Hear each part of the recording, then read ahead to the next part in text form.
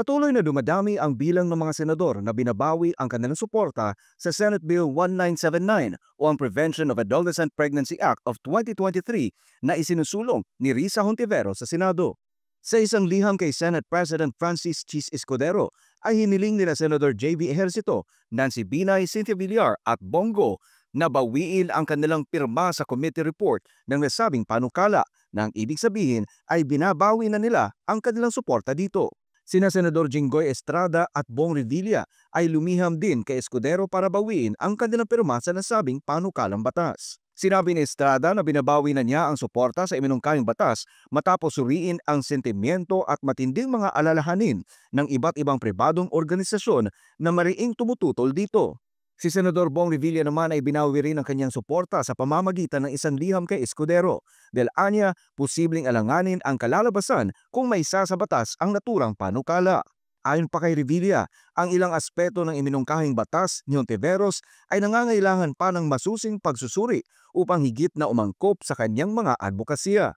Noong Martes, sinabi ni Revilla na ang Senate Bill 1979 ay naglalaman ng mga probisyon na hindi kasama sa Senate Bill 1209 na siya mismo ang may akda. Maging si Senadora Loren Legarda ay binabawi na rin ang kanyang pirma sa committee report ng Senate Bill 1979. Pero sa kabila nito ay sinabi ni Senadora Amy Marcos may akda ng isang pampanukala, ngunit isinailalim sa Senate Bill 1979 na masyado pang maaga para bawiin ang kanyang pirma o suporta sa panukala ni Hontiveros. Ipinunto ni Marcos na mahaba pa ang proseso bago maisabatas ang nasabing panukala. Sa kabila ng mga sinabi ng mga senador, inilahad naman ni Senate President Francis Chis Escudero na hindi pa niya nababasa ang liham ng kanyang mga kapwa mambabatas. Pero sa nakaraang linggo ay una lang naghayag ng pag-aalinlangan sa panukalang batas ni Hontiveros, si Escudero, Senador Mig Zubiri at Joel Villanueva. 5 senador na ngayon ang nagdadalawang isip sa panukalang batas na may titulong maiwasan ang adolescent pregnancy. Ang Senate Bill No. 1979 o ang Prevention of Adolescent Pregnancy Act of 2023 na isinusulong ni Risa Hontiveros sa Senado ay inulan ng batikos mula sa iba't ibang grupo dahil nakapaloob dito ang sex education. Araw ng Miyerkules ay mismong si dating Chief Justice Maria Lourdes Sereno ang tumungo sa Senado para ihayag ang kanyang pagtutol dito. Sa kasunod na araw ay 5 senador kaagad ang naghayag ng pag-aalinlangan sa nasabing panukala ni Hontiveros. Sa kapihan sa Senado, naghayag ng mariing pagtutol si Senador Joel Villanueva sa panukalang Prevention of Adolescent Pregnancy Act of 2023. Sa titulo pa lang anya ng nasabing panukalang batas ay mapandin lang. Nakakabudol kasi yung title. Nakakabudol yung title ng bill. And sabi nga nila, the devil is in the details. Importante yung konsultasyon eh. Yan yung Ikinababahala din ni Villanueva na ang grupo na sumusuporta sa nasabing panukalang batas ay siya ring grupong matagal nang nagtutulak na gawing legal ang aborasyon. Nakakagimbal yung mga concerns, valid concerns ng iba't ibang grupo na ito ay radical, ito ay inappropriate at damaging to children, yung mga provision. Kasi nakakapangamba po, no? Gaya nung SOGI, again, let me go back dun sa SOGI issues before, no? Sige, anti-discrimination, pero parang prelude to same-sex marriage. Ito parang prelude din to abortion. Nilinaw naman ni Senador Bongo at Senadora Amy Marcos na di nila suportado ang panukalang batas ni Hontiveros. Batay sa Senate website, lumalabas na kabilang si Go at Marcos sa mga co-author ng nasabing panukala. Sa isang pahayag sinabi ni Go na nagkamali sa committee report at pinaayos na niya ito ngayon sa Secretariat ng Senado. Sinabi naman ni Senadora Amy Marcos na mayroon siyang sariling anti-teenage pregnancy bill pero iba ito sa isinusulong ni Hontiveros. Si Senador Bong Revilla na kabilang sa naitalang co-author ay naghayag na rin ng kanyang pag-aalinlangan. Paliwanag niya na kung sex education at may kinalaman sa aborasyon nga ang nilalaman ng panukala ni Hontiveros ay iatras niya ang kanyang suporta. Sinabi naman ni Senate President Francis Chis Escudero na nag-aalala siya hinggil sa mga probisyon ng Senate Bill No. 1979. Ayon kay Escudero, iminungkahi niya ang ilang mga pagbabago sa panukalang batas at hindi siya sumusuporta sa kasalukuyan nitong anyo. Dahil na rin sa dami at init na mga diskusyon sa nilalaman ng Senate Bill 1979 o ang Prevention of Adolescent Pregnancy Bill, kahapon, minabuti nating mag-file ng isang substitute bill. Dahil sa kabila ng pagpapakalat nila ng mga fake news, nananatili ang ating tunay na misyon, ang maampat, ang pagtaas ng maagang pagbubuntis ng mga batang Pilipino. Ang teen pregnancy ay isa pa ring national emergency at kailangan pa rin natin sa Senado na magpasa ng batas na makakatulong sa mga Pilipino. Hindi pwedeng talikuran ng Senado ang kanyang tungkulin na tugunan ito. This is why it is important for us to find common ground so we can pass this urgent and important piece of legislation. So this time, I hope the Senate gives this a fair chance. Kaya wala akong problema sa totoo at sinserong pag-aalala ng iba't ibang sektor at grupo. Inaral at pinakinggan natin ang mga agam-agam kung mayroon na tayong substitute bill. Sa simula pa lang, malinaw na ang inaalma natin ay ang fake news, ang disinformation, ang lantarang pagsisinungaling. Nais ko din pong klaruhin na walang nakahain na, quote, CSE bill. CSE or Comprehensive Sexuality Education is just one of the preventive measures to combat adolescent pregnancy, na isa lang sa mga probisyon ng Prevention of Adolescent Pregnancy Bill. At ang maayos na implementasyon ng CSE ay tried and tested na epektibong paraan sa pagpapababa ng teen pregnancy.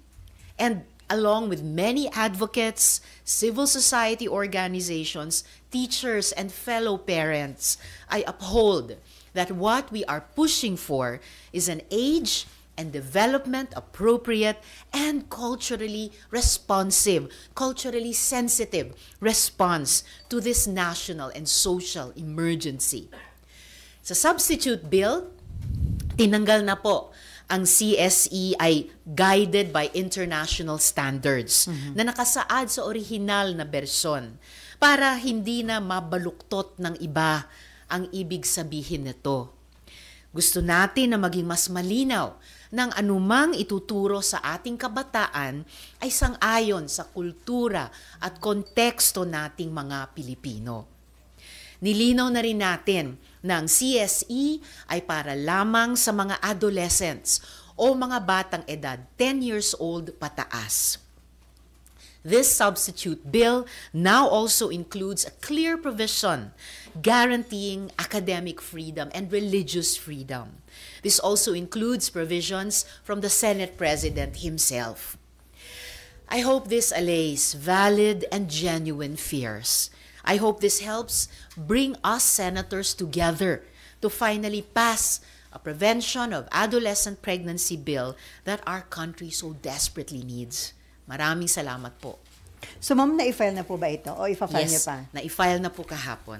So ma'am, sa tingin niyo kung wala yung term na yung CSC will be guided by international standards, hindi magiging ganitong controversial itong SB 1979? Actually, kahit sa original na bersyon ng Senate Bill 1979, wala akong nakikitang problema nung phrase noon na guided by international standards. Dahil yun na nga lamang po yun, guided, ginagabayan na halos maraming panukalang batas dito sa Senado ay maaring may ganoong phrase. And in the end, anyway, kung international standards ay isa lamang sa mga gabay, in the end, the buck stops sa ating konstitusyon ng Pilipinas. The buck stops sa kung ano yung konteksto at mga kultura nating mga Pilipino. Ibig sabihin, common sense, kung hindi akma sa konteksto natin, kung hindi akma sa ating mga kultura, ano pa mang international standards na maaring mayroong gabay, hindi yan makakapasok. So, para lang hindi na mabaluktot ng iba, tinanggal na rin po namin ang ganyang phrase sa ating substitute bill. So para din ma-address yung concern na as early as 4-year-old tuturuan na ng comprehensive sexuality education, inilagay nyo na sa substitute bill na 10-year-old up. yung bibigyan ho ng sex education. Kaya importanteng pagbabago rin yan sa ating substitute bill na ang comprehensive sexuality education ay bibigyan lamang sa mga adolescents mula 10 years old hanggang or pataas. At yung mga ibang sinabi nila noon na pati 0 to 4 years old ay tuturuan ng kung ano-ano, sheer fabrication po yan.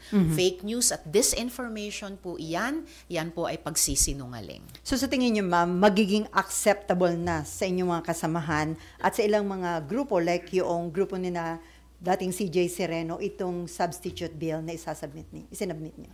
Hari nawa, maging acceptable na rin kahit sa grupo nila. Pero pinaka-importante, ito po ay nananatiling acceptable sa mga advocate groups ng mga child rights advocates, mga adolescent rights advocates, mga kapwa kong magulang, mga guro na ang tagal-tagal nang ipinaglalaban, lalo na mula noong pandemya, kung kailan nabuo itong tinawag ng NEDA at ng POPCOM na National and Social Emergency ng Teenage Pregnancy, maging katanggap-tanggap pa rin sa kanila itong substitute bill. At assured ako na ganoon nga dahil nananatiling tapat ito sa layunin ng Prevention of Adolescent Pregnancy Bill. Ang mapigilan ang pagtaas ng adolescent pregnancy dito sa ating bansa at mabigyan pati yung mga nabuntis na at nanganak na ng social protection na tulong magbalik-aral at makapagtapos, tulong maalagaan ang kanilang mga babies, tulong maiwasan ang pag-uulit ng teenage pregnancy. So ma'am, ano mangyayari? Ano magiging proseso? Kasi 'di ba itong SB 1979 nasa Senate plenary na. Opo. So ngayon may substitute bill, babalik ba yan sa committee level at magkakaroon ng public hearing? Hindi, salamat. Hindi yan po ang inaasahan ko, ang anumang pagbabalik sa naunang yugto. Dahil ito nga po ay nasa plenaryo na sponsor na at napipinto mula pa nung nakaraang taon, napipintong dumaan na sa period of interpellation and debate. So ang understanding ko ay itong substitute bill ay i-interpellate na po namin sa plenaryo. Dagdag po dyan, to my knowledge, gaya ng nabanggit ko ngayon lamang, this matter is already in plenary and the withdrawal of signatures doesn't have the effect of reverting it back to the committee level, gaya ng napag-usapan natin ngayon lang.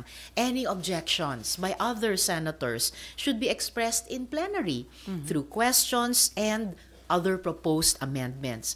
Kaya gaya ng nabanggit ko, ang susunod na mangyayari ay nakadepende sa gagawin ng body sa plenary. Sa plenary, taking into consideration the substitute bill filed. So wala po pala implication yun, yung withdrawal ng about 7 senators sa kanilang signature sa committee report. Yan po ang paniniwala ko dahil ang committee report ay na report out na nga po sa plenary, na sponsor na po ito at inintay na lamang na ma-interpellate at ma-propose ng mga amendments. Ma'am, yung mga nag-withdraw ng kanilang signature, sumulat sila kay Senate President Chis Escudero to inform yung kanilang intention nga na mag-withdraw ng support dyan sa SB 1979. Kayo po ba bilang principal author, nag-advise din ba sila sa inyo, nagpasintabi na babawiin nila yung kanilang pirma? May isa lang na nag-advise at nagpasintabi at may ilan na pagkatapos na lang nilang i-withdraw ang kanilang pirma ay kinausap ako. Na-appreciate ko yon. At ang sinabi ko sa ilan na kumausap sa akin pagkatapos na nilang i-withdraw ang signature nila, o syempre sinabi ko, bakit naman?